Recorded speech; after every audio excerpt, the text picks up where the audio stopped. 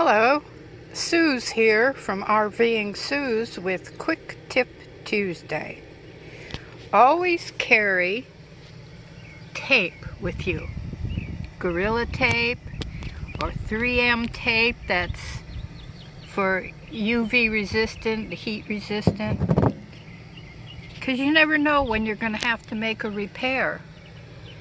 For example, this morning, my screen tent had a huge gash in it where some animal successfully came into my screen house and licked all the grease. There wasn't much there, but licked the grease from the trap.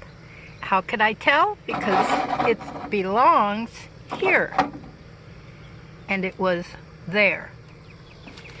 Then the creature, unseen by human eye, came over here, presumably to my propane tank, and used it to climb up to make another hole to escape, because he couldn't figure out that he could have escaped out of that hole.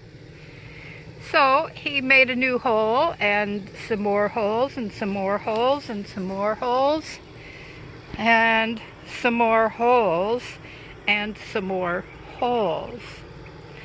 So, oh goodness, and there's some more. There's some more holes down here. Holy moly. And some more holes over there.